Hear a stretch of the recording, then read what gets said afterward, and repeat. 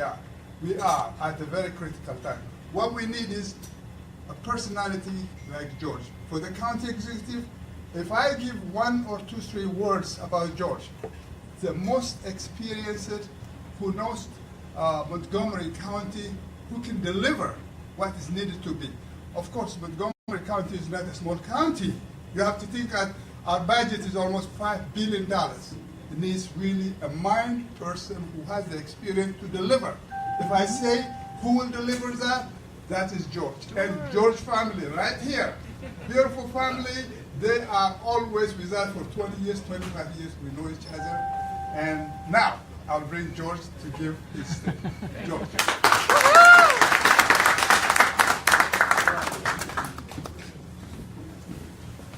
Gurma, thank you for being such a good friend, and to your beautiful wife, Aster, and to Dr. Solomon for putting this event together. I want to recognize my good friend Sega Hiley, the owner of Caldi's Coffee, who brought Caldi's Social House, who brought many other of the restaurant owners from the Silver Spring, Fenton Street area. And I want you to meet my wife, Soraya. Soraya is also an immigrant success story. Soraya moved to the United States as an adult, and she founded a small business, and her story is very much like your story. And I want you to know that my grandparents and my mother and my wife all were immigrants. And so my life has been immeasurably enriched by immigration. My wife and I have been married, it'll be 29 years in December.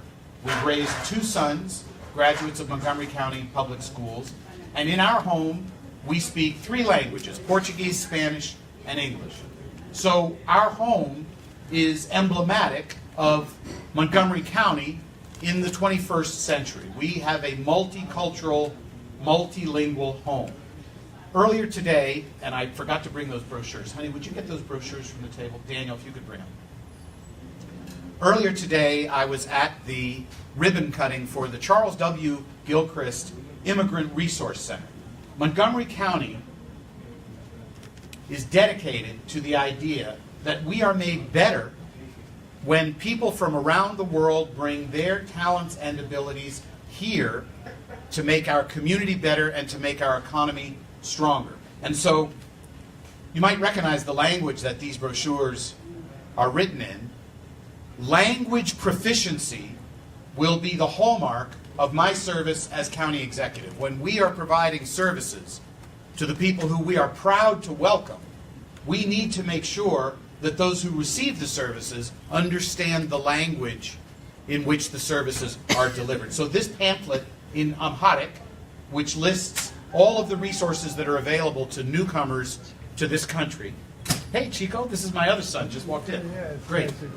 So, Daniel, stand up, my son Daniel, and my son Chico just arrived. Montgomery County is great, but it can be even better.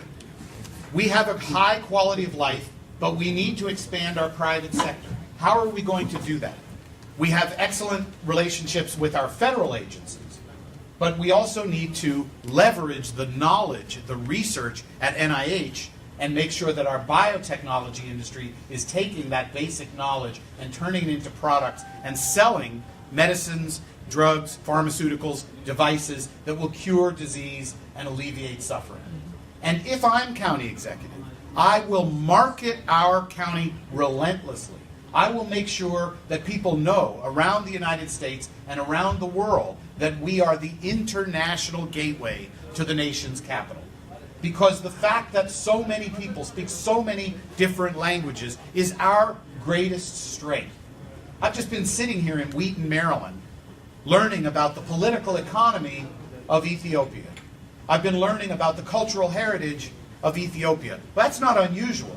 Every day when I go to the county council, I sit next to a Venezuelan American, Nancy Navarro, who represents this district, who tells me the anguish and the pain that she's experiencing because of what her family is suffering in Venezuela, which is a state in absolute crisis. In the course of one single week, I can talk to my constituents, without ever going east of New Hampshire Avenue, without ever going north of Damascus or into the District of Columbia, and I can learn what's happening in Greece, in Turkey, in El Salvador. I've visited El Salvador 3 times with delegations from Montgomery County. This is what makes our county so rewarding and so culturally rich, is the opportunity to interact with each other, the opportunity to get to know each other, to survive and thrive and prosper and share our prosperity, all of us together. And I'm proud to live in Tacoma Park, about 3/4 of a mile away from Sega's social house, Caldi's social house. All you need to do is walk the streets of Silver Spring and smell the barberry in the air to know how much the Ethiopian community is contributing to our high quality of life in Montgomery County. You belong right here. This is your home.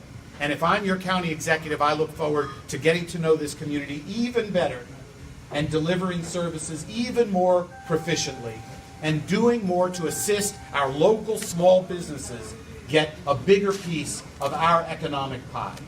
Montgomery County government itself buys $1.1 billion a year of goods and services. And we need to make sure that most of that money stays here in Montgomery County with local small business, with minority-owned business, female-owned and disabled-owned businesses. And I've been the champion for that on the county council. And if I'm county executive, we will make that even stronger to keep those local tax dollars here in our local economy. Montgomery County is the #1 location in the entire United States outside of Ethiopia for Ethiopians. There are more Ethiopians in Montgomery County, Maryland than in any other community in the United States. #1 for Ethiopians, #1 for Cameroonians, and #2 for all immigrants from Africa after Los Angeles in the entire United States. Yeah. Now, why is it that the African immigrant community does not have, hey, good to see you, Daniel, how are you? My oldest son is named Daniel, and Germa and Astor's son is named Daniel, so we have a lot in common. Daniel just arrived. Why is the African immigrant community not better represented in the leadership of our county? Why is it that African immigrants don't, I'm here at an Ethiopian restaurant. Why is it that African immigrants aren't in my building at the county council and in the executive office building? I'm asking you, what will it take for this fast-growing community, the largest African immigrant community after Los Angeles in the United States? What do we need to do to make sure that this African immigrant community is heard and seen?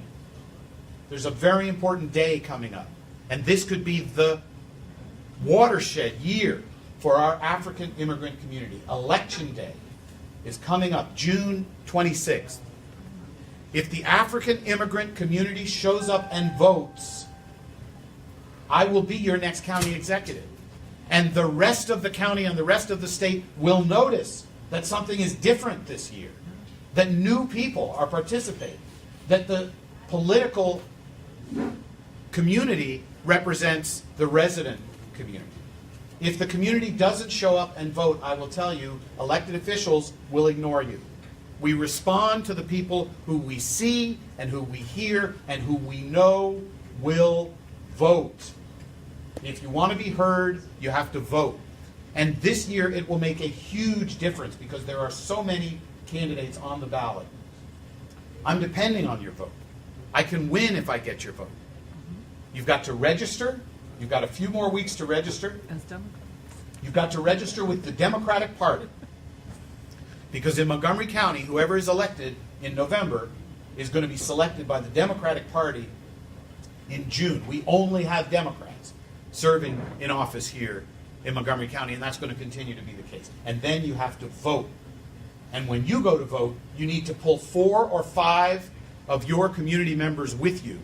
And I believe this will be the year in Montgomery County where the political participation of the African community will finally be equal to the resident demography, the fact that we have such a large African community. They just haven't been participating.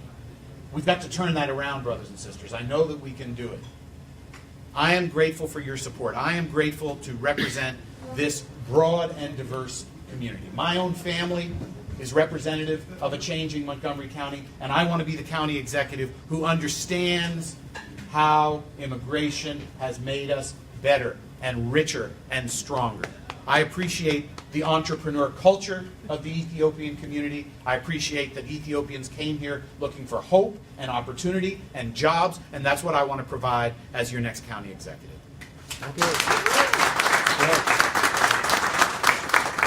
Well, I think one thing what George asked us is why we are not participants when we know that our community has everything.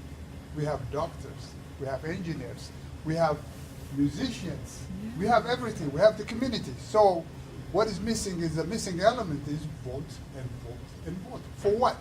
For George to be a county executive, for our children to be the future participants. This is really for the future of our children. We must have to do it. But I'd like to mention one thing, the talent that we have. Mr. Sam, would you mind to come here? I'm going to show you that there is a surprise today. Thank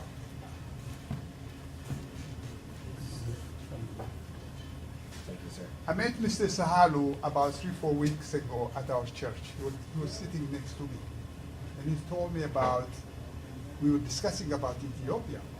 And then I pulled George's card. I said, do you know this person? I said, no, I don't. This is the person who's going to be the next county executive. And this is not for us. This is for our children. And Mr. Sahalu, believe it or not, the story he told me, he has been a participant in Ethiopian politics for many, many, many years. He said, you know what? We were there, we weren't here. What do you mean? We were fighting in Ethiopia, we forgot what we have here, right here in front of us. So he said to me, what shall I do? Well, you see this picture, can you make that picture? He said he's an artist. I want to prove that you are an artist. Make this picture and I'll deliver it the day that we're going to celebrate George Lavington.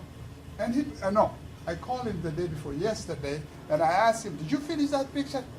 No, you said that June 26th, the election time, so I have some time. I said, no, the time is tomorrow.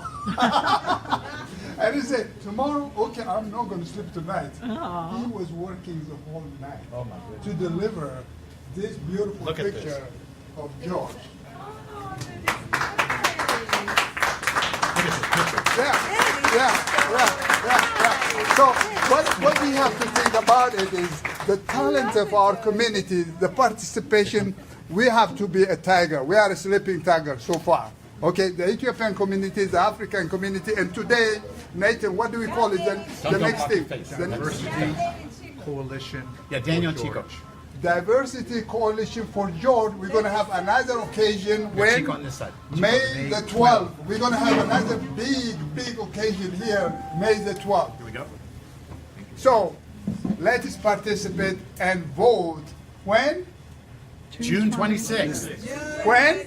June 26th. When? June 26th. We got it. All right. Now, Okay. I have to ask you, this is the point that you knew was coming. I need your votes. I didn't know that I needed your artwork, but now I know. You know, sometimes someone gives you something you didn't know you needed until you had it. So I needed this. But I need your money. I need you to contribute a small amount here today. I don't have as much money. I have the most experience. I have the most people power. I have the most grassroots support. But I'm running against a multimillionaire. Several of you have already seen his ads on TV. I'm participating in a program that magnifies your contribution. If you live in Montgomery County and you give me just $10, that's worth $70 to my campaign.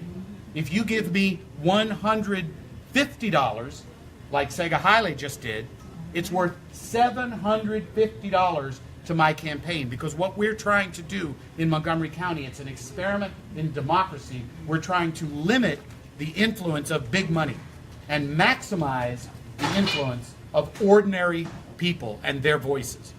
But I have to tell you, it's been hard. I haven't raised as much money as some of the people who are raising money the traditional way. And so if each of you, several of you have already given, if each of you before you leave could please either give me a check and fill out a form, or I can take cash up to $100. You have to fill out a form. Or the easiest is if you just take out your phone and you go www.georgeleventhal.com and click on donate and walk